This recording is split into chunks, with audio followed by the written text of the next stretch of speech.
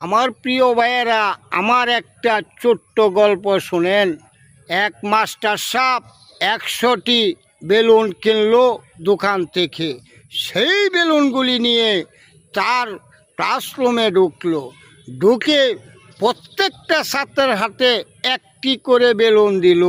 Balloon দিয়ে বলল, তোমাদের নাম লেখে দ্রুত আমার কাছে বেলুনগুলি নিয়ে আসো।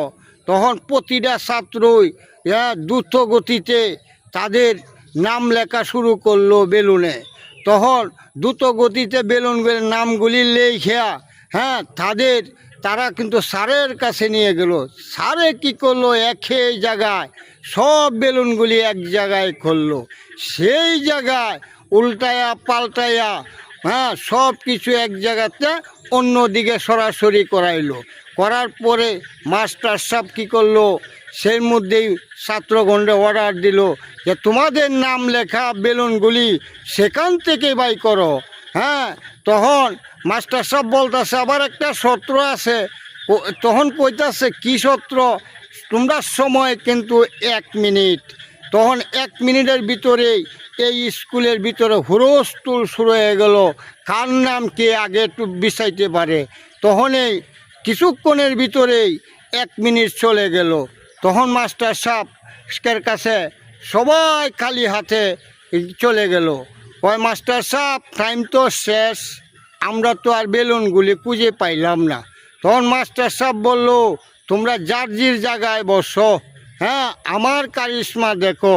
তখনই এই যার নাম লেখা বেলুনগুলি তাদের কাছে মুহূর্তের মধ্যেই পৌঁছে গেল। একটা কথা মনে রাখবেন, যে আল্লাহকে, যে মানুষকে উপকার করে তার কাছেই আল্লাহ তাআলা রহমত সৃষ্টি করে দেয়।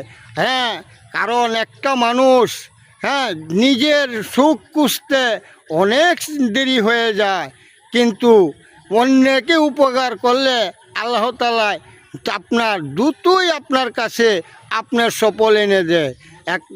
একটা কথা মনে রাখুন, কারণ কেউ কিন্তু এই দুনিয়ায় কারো না, সকলেরই সম্পদ আছে, জমি আছে। সেই জমিনের অনেক বড়াই দেখাচ্ছেন, অনেক ক্ষমতা দেখাচ্ছেন। প্রতিটা মানুষেরই একটা জায়গা আছে, সেই জায়গা প্রত্যেক মানুষই চিনেন।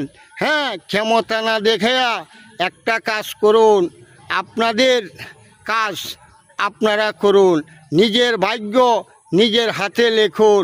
সততার মধ্যেই আপনাদের ভাগ্য। আপনার সততা নেই, আপনার ভাগ্য কোনো দিনও আল্লাহ তাআলা দিবে না, দ্রুত কমায় দিবে।